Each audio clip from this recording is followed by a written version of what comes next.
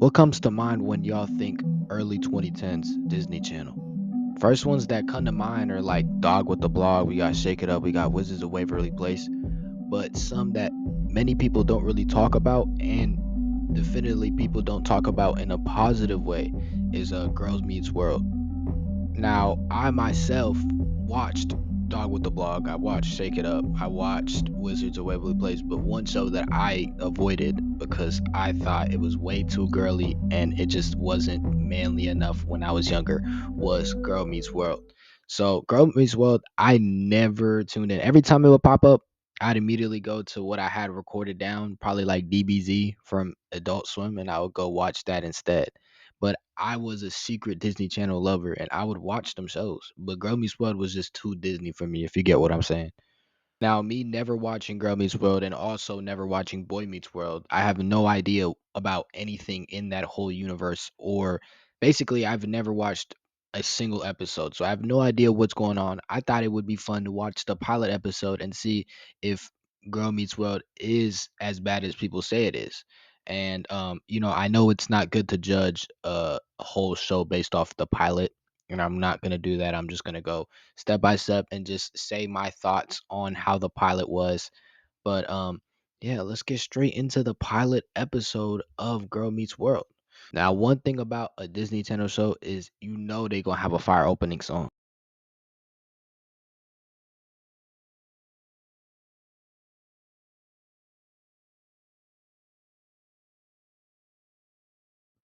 There's someone cutting grass outside, so if y'all hear it, I'm sorry.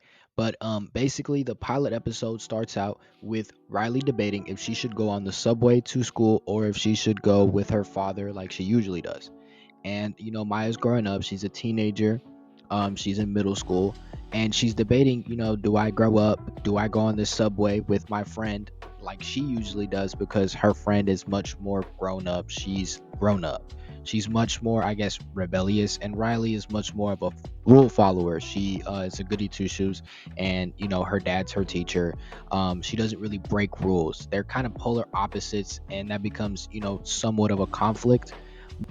Now, a lot of reasons why people hate on the show is because of the way that they deliver their lines. Like, it's kind of, somewhat poetic, not in a good way, more of like slam poetry. Like, every line is too dramatic. And for that, I personally didn't really mind it. Like, I guess it's because I was expecting it while I was going in for it to be that way. That's what I heard from the show. But, the first 5 seconds, the dad catches them walking out of the window trying to go into the subway and goes on this long tangent saying, oh, it's not your world yet, this, and that. And yes, it was somewhat, poetic, I guess, but it was kind of, it's just that's just a show, and I guess girls at that age probably would have digested that much more than me, an 18-year-old male. Like, the show is not for me, so I understood. So Riley ends up going with Maya on the subway to school, and basically, she's chilling.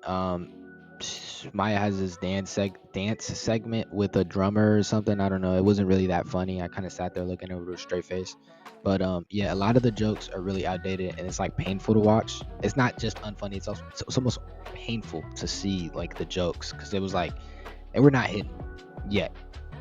But yeah, she goes on a train with Riley, and like Disney Channel magic, Riley ends up on Lucas's lap, and Lucas is basically this hot new white guy, blonde hair from Austin, Texas. New to the school, and Riley ends up, I guess, falling in love with him, and that kind of furthers the plot a little bit. But Lucas isn't really that. So basically, Maya and Riley end up getting to class late. In their class, of course, their teacher is Riley's father. And when they get to class, we get introduced to a couple new characters. We got actually that's not true. We only get introduced to one character other than Riley and Maya, and obviously Lucas comes in. We get introduced to Farkle, which is the main motherfucker that I laugh at the whole time this episode. He's the only funny character. Like, some of his jokes are like painful, but some of them are so unfunny that I genuinely start laughing out loud. He might be my favorite character. But a little bit on Farkle, I guess he's in love with Maya and Riley and has been for a really long time. And I guess it's a way to show the dynamic between Maya and Riley even more, because the basically her father comes in and says, how could you be in love with such opposite women? And Farkle goes in and explains, like, how their opposite qualities kind of, I'm trying to overanalyze a show for little girls, how their how their character traits that are opposites, how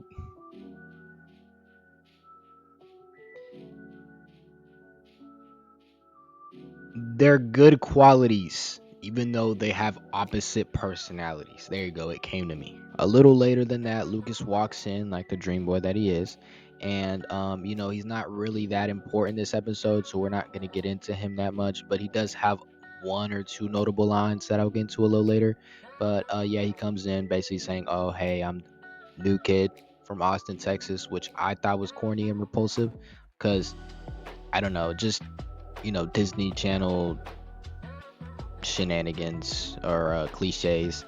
But basically, the main conflict is during this part of the episode, or this portion around the 7-8 minute mark. Um, Riley's dad basically says to the class, y'all have a 3-page essay due tomorrow that y'all gotta do tonight for homework, which crazy assignment. Like, if some teacher gave me a 3-page essay due the next day, I ain't doing that shit either. But Maya basically says, I ain't doing this, and you can suck my dick. And she goes and I guess causes an uproar, starts chanting, no homework, more freedom, which I thought was really corny. She could have just said, oh, I ain't gonna do it, and put her head down. She didn't have to cause a whole ruckus with the class. But I guess the class all stands up and follows with her. And, Riley is kind of in the middle because, it is her dad that is the teacher that she would be disrespecting. Not only that, but Riley also is a good student and she doesn't want to ruin that reputation. So she's stuck between choosing her friend or her dad, and also just kind of trying to choose herself, because she's like, do I become the goody two shoes that I always been, or do I become somewhat rebellious like Maya is? And so we transition to Riley and her dad getting home and talking to Riley's fine ass mom, Topanga. She's there to hear it all. And her dad's obviously upset. He's like, why would you walk out of my class? You're such a good student. Why would you follow into Maya's footsteps? And Topanga also goes in and says, like, you're such a good person. Why would you want to change? And Riley's kind of like, oh, she's cool, like I want to be like her because she's cool, which is understandable and it's relatable. Like, obviously a lot of people in the teenage years, they want to be cool, they don't want to be good anymore, they want to change, and that's all part of growing up. And I feel like they're touching the topic like a lot better than a lot of people, I guess, say they were. Yes, they cut to a transition where Riley and her little brother are talking, and it's like slam poetry, and it's really, really, really corny, really hard to watch. But when they have scenes like this where it's like, Riley and her dad and her mom talking, it's a lot. It's relatable. Like, now Maya and Riley are back at school, and Maya asks Riley, "Did you do your homework, or did you follow the homework rebellion like you said you would?" And plot twist, Riley did both herself and Maya's homework, you know, because Riley just, that's her, like, that's herself. Like, deep down, she is herself and she is a rule follower. There's nothing wrong with that, but obviously she doesn't understand that yet because she's like 13. She just wants to be different and change. But at the same time, she does have, like, her own personality. And I feel like obviously as she gets older, if Riley was a real person, she'll realize there was nothing wrong with her to begin with. And there's nothing wrong with being that type of person. And not everyone's the same. Not everyone has to be cool and edgy like Maya is. Basically during that time period, I guess, when that whole conversation's happening, they sit down at lunch and Lucas comes and sits with Riley, kind of little side plot. And Riley's obviously flustered, and because she has a crush on this boy, and I guess that's also relatable. So I I don't know. I'm trying to watch the show to find things to hate on, but I don't really have much to hate on. Like, it's not the worst. Like, it's watchable. Shit, I watched it. Maybe I'm just a teenage girl at heart. That's what it is. Because that show, literally, the fucking episode, I was watching it, bro. I was enjoying it. It's just the corny little jokes, like, they kind of get to me. But um, you know, during that little side plot, her dad comes in and cock blocks Riley. I guess normal dad stuff, just being overprotective, and yeah, makes a little corny joke and takes him away from his daughter, which I don't know if it was that necessary. So we get back to the class, and Maya and Riley are just kind of chilling there, and the teacher or Riley's dad basically says, now it's time to present the homework that I gave you. And Riley stands up, not Riley. Maya stands up and she's like, everyone that has homework or did the papers, put it down on your desk. And of course, Farkle being extra because he's a nerd. I haven't really got that much into Farkle, but he's just kind of like a nerdy, geeky character um, that's in love with both Riley and Maya, like I said earlier. He did a whole lot of extra shit. I'm gonna show y'all a whole lot of extra shit. He made a whole presentation, I guess, with this paper, and it had like a little popper thing. I don't know, that was like lit on fire on the top. I don't know what it's called. He has that, right, and she gathers all the papers, grabs the fire stick, and tries to burn the papers. But then she gets on top of the desk and tries to burn the papers on top of the desk. And then Riley's dad's like, yo, chill, don't do that. Obviously, because we're in a school. You're gonna burn down the school and kill everyone. But instead she puts it up, right? The fucking fire shit, puts it up on the little water junk, and obviously they're gonna detect fire and water's gonna come out to put out the fire. So basically it starts raining down, and I don't know what their middle school is called, but it starts raining down in the middle school from all the water hose junks. I don't know what they're any of those things called. I don't know what they're called. Basically, it starts raining inside the middle school. And for obvious reasons, in a normal middle school, you probably would have been expelled. But since she's the main character, she can't be expelled. They gave her detention for this. And it becomes somewhat emotional because Maya knows that she kind of overstepped, like she's doing too much. This is where Lucas has that notable line I was talking about, where he was like, "Why didn't you stop her?" He tells Riley, "Why didn't you stop Maya from, doing that dumbass shit?" And Riley basically says, "Oh, I'm not gonna stop her from being her," which I guess is the only important thing that he says the whole episode. But I just thought I should add that since I said it earlier. Now, for some reason, everyone evacuated except for Riley, Maya, and Farco, which was weirdly on top of her dad. I don't know what he was doing or what he was trying to do. I don't know if that was supposed to be a joke. It wasn't really that funny. But somewhat of an emotional scene, especially for the pilot episode. It wasn't that bad. Like I thought they developed it pretty good. It wasn't the worst. Basically, obviously, Riley's dad is pissed off. And Riley stands with Maya and is like, I'm standing with her. She did that dumbass shit, but that's my best friend. I'm going to stand with her. And her dad kind of goes in with a jab saying, oh, you missed your chance to stand with her. You should have been yourself instead of trying to be Maya. You should have been yourself and stopped her from going too far, which is what their friendship dynamic should be, if they're trying to be themselves. But since Riley's so stuck on trying to be Maya, she's not doing what she usually does, which is saving her from, doing dumbass shit. While he's disciplining his daughter, he tells his daughter to go take Farkle and her and basically walk away, that he wants to talk to Maya in private, basically one-on-one. And he tells her, you're kind of going too far. Like, you didn't have to do that. You didn't have to set the school on fire almost. And the emotions are still riding high, and I feel like the script writing wasn't that bad. Like, the dad sounds like a genuine teacher that cares about his students, and also just kind of sounds like a dad, because I'm assuming these girls have been friends for years. And my automatic assumption, Disney Channel, her parents are probably dead and she lives with an aunt or some shit. And I guessing he's probably a father figure to her because of the way that they talk to each other.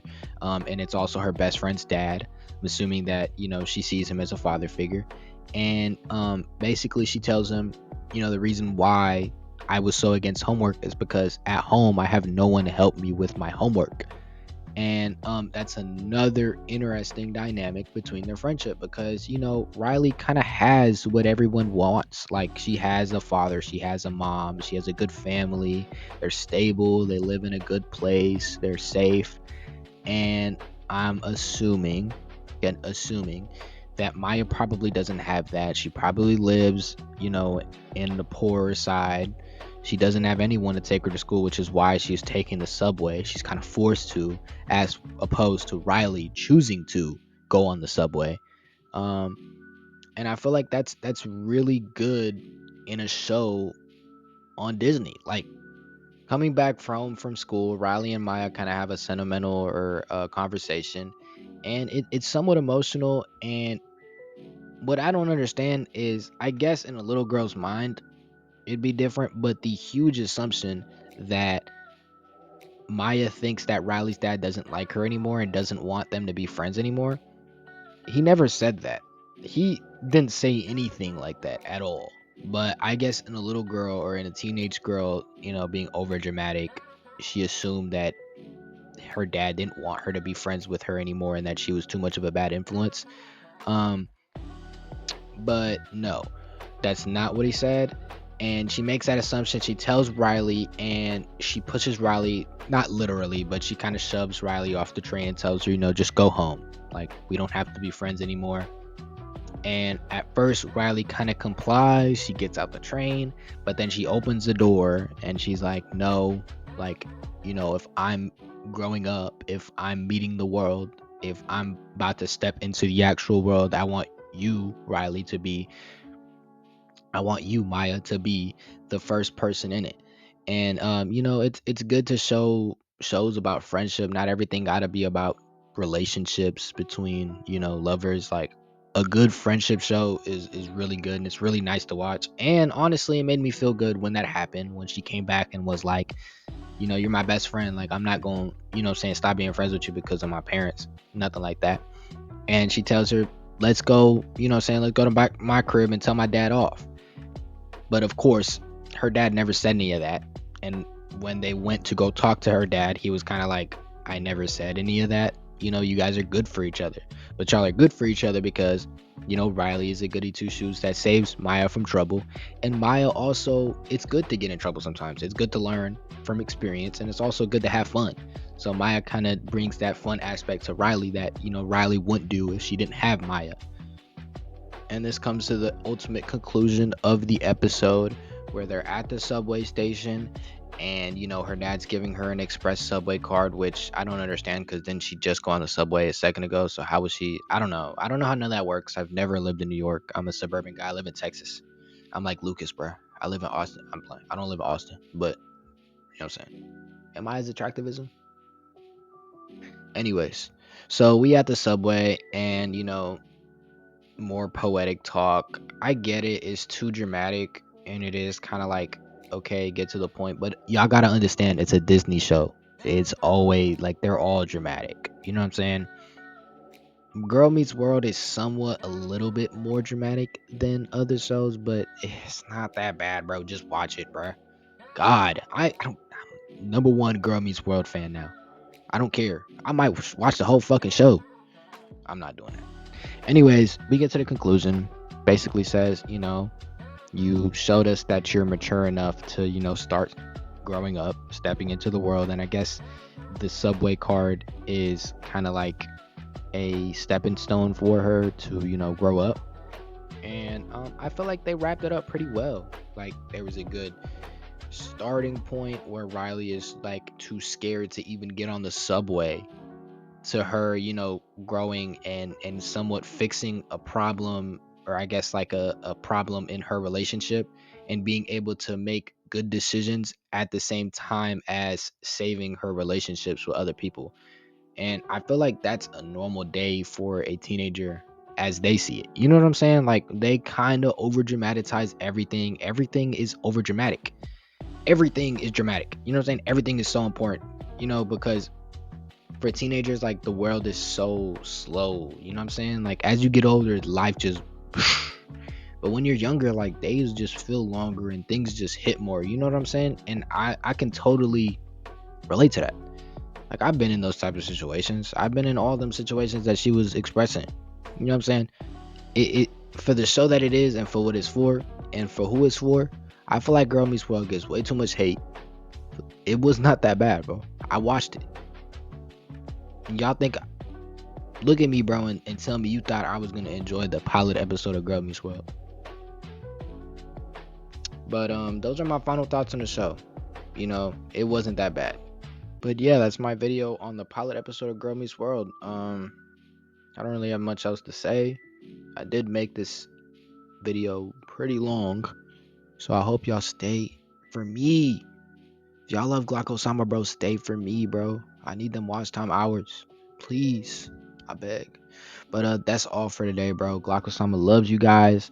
Let me know if y'all want me to watch the last episode or if y'all want me to watch more episodes of Girl Meets World. And let me know if y'all want me to review any other pilot episodes too, because I love watching these pilot episodes. I love pilot episodes. They always give like such insight to the whole show. Of course, usually it obviously it's a pilot episode, like it's not the whole fucking show, you know, it's not the same, and I'm not gonna judge any show based off the pilot episode. But I do love watching pilot episodes. Let me know if y'all want me to watch any